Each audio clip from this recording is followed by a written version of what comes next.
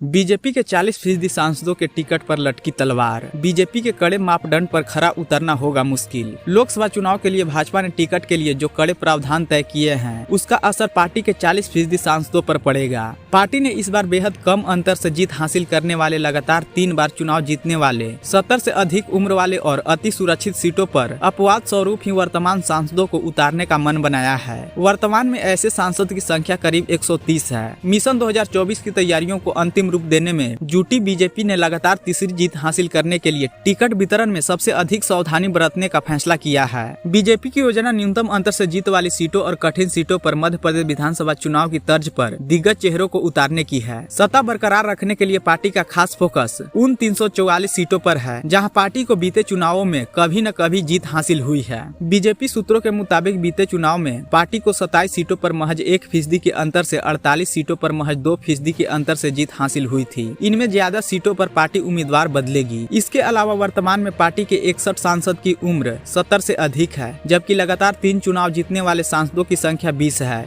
इन सीटों पर भी अपवाद स्वरूप ही सांसदों को फिर से टिकट मिलेगा। बीते चुनाव में पार्टी ने 224 सीटों पर 50% से अधिक वोट हासिल किया था। इनमें से 42 सीटें ऐसी थी जहां भाजपा ने अपने प्रतिद्वंदी उम्मीदवारों को 35 से 52% वोट के बड़े अंतर से हराया था। नेतृत्व ने इन पार्टी की गणना पार्टी के सबसे सुरक्षित सीट से की है। योजना ज्यादातर सीटों पर युवा चेहरे को मौका देने की है।